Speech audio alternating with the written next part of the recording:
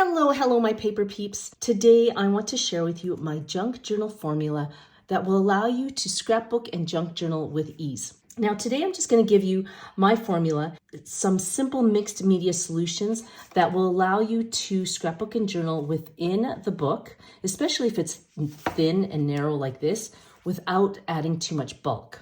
Now, this was a regular notebook that was given to me by a friend, and it was a one notebook challenge. She gave me a notebook, and there was several things within this box that she gave me that I had to use.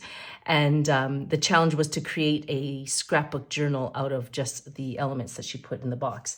Now, with that being said, I did create pockets and neat little areas to add things in, like this little tuck, so that when I travel, I can, place some things in there. However, this still needs some love, some creative love, because that to me is boring. Now, when I'm creating a scrapbook journal like this, I like to do up all the pages, like I call them base pages. So they're not fully completed, but I do follow a formula that will allow me to craft throughout the whole book within a short period of time and create these layout pages that will set the rest of the crafting journey up for success.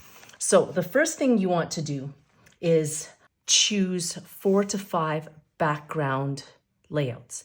And I will actually create those layouts outside of the book. I don't trust myself enough to say, oh, I'm going to just start stamping and then that looks good. No, I'm going to create, I usually create 4 layouts outside of the book, and then from there transcribe what I've created 3 to 4 times throughout the book, so that you have that repetition throughout the book, and then that symmetry, that symphony of likeness throughout the book. So we're going to start here,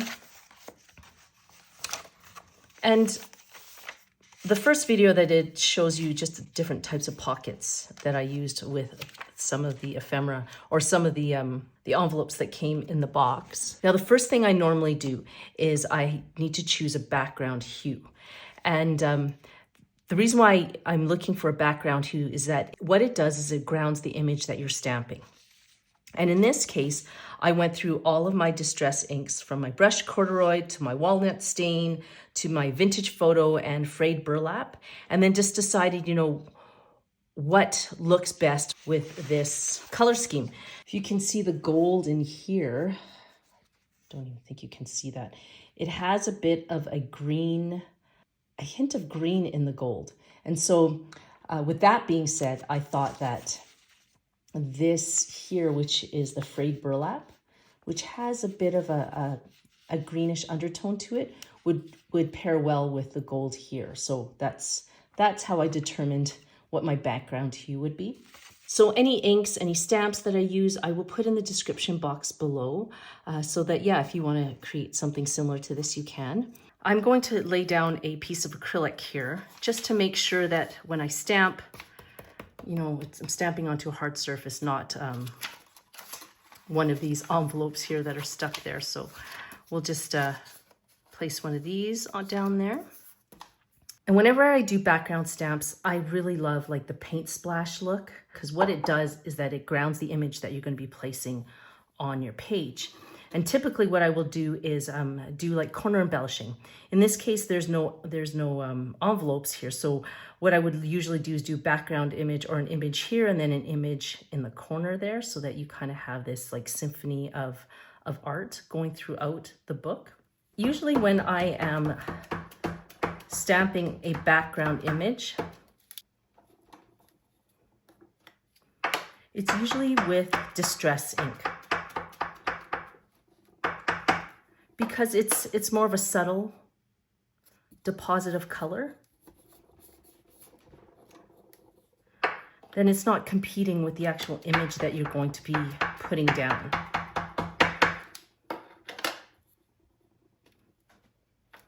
There, and so what that does is it acts as a background to your image. The next thing I'm going to do is use a stencil on that area. And I'll still use the same distress ink. And then what I like to do is when I'm placing down a stencil, I don't drag the stencil or the ink all the way to the edge here, because you don't want that sharp line. You want to concentrate all that ink in the center and then have it like lightly diffuse out. So it looks as though, you know, you're blending that image right into the white background there. And then what you do is you take the image that you want to place down. And in this case, it's, I have these stamps, and I'll put a link to all these in the description box below. This is where the issue comes in. I wasn't sure if I should, you know, do a second generation stamping, which is really the process of inking the stamp and then stamping this onto a scrap piece of paper, and then taking that stamp again without re-inking it and placing that image on here. And then that kind of gives you this lightly inked stamp. So what it does is it creates a kind of fainter impression on your desired surface. But in this case, you know what? I love the detailing of these stamps. And because there isn't a lot shining through, there isn't a lot of detailing that I'm covering, I don't mind using the first value of the stamp. Now this is where it gets a little interesting, because you want to make sure that you place the image down and you get the full image on your page. Now, there's a question I have for everyone. I get it when you're making cards, like using a MISTI, any of those stamping tools will allow you to re-ink and re-stamp the image exactly where you want it to be. Does anyone know if there's an actual stamping technique that you can use within a junk journal? Because really, you can't really fit this through a MISTI. If you know of a stamping tool that will allow me to craft and allow me to produce these clean images within my junk journal, then please let me know. Put it in the chat, because all I know of is MISTIs. That's it. And then there's other versions of that. There we go.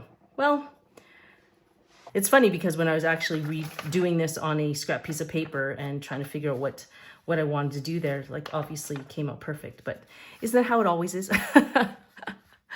It always looks good when you're not recording, right? So anyways, either way, it still looks fine. Before we do the next step, which is adding mixed media, you want to make sure this is all dry. But what I'm going to do is just do a little bit more stamping so that just to allow this part to dry.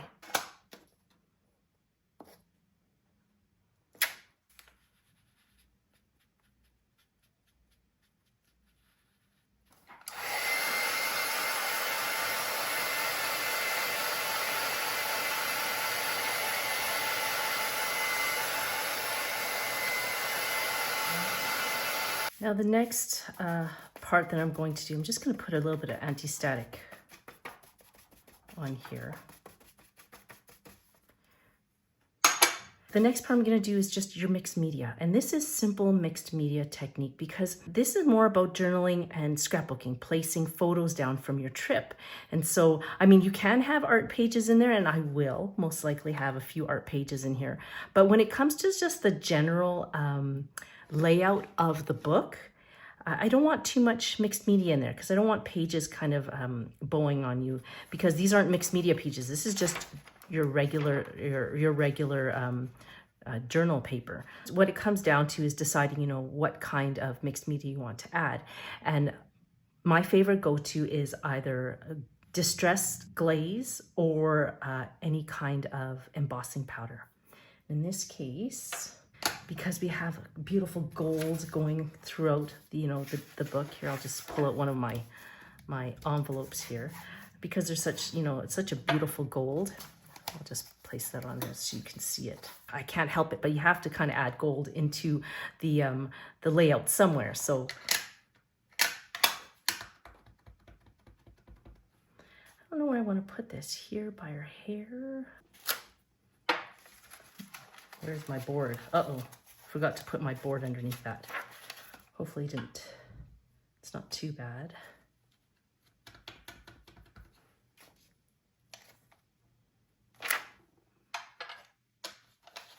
Some gold embossing powder on there.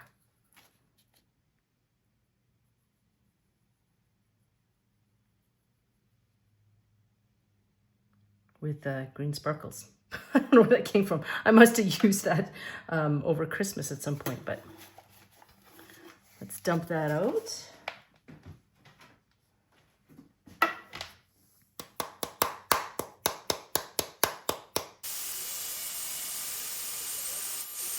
And you see how, you know, adding just a little bit of embossing powder really gives the image a little bit of it. It allows the image to pop out a bit. Now this isn't done. I'm going to be doing more layouts that are similar to this, that use the same technique, the same process, and just do that multiple times throughout the book. I hope you really enjoyed this video. If you want more tips and tricks on how to jazz up and set up your scrapbook journals, then you'll probably want to watch this video here. Until I see you in my other videos, take care and have a fantastic week. Bye.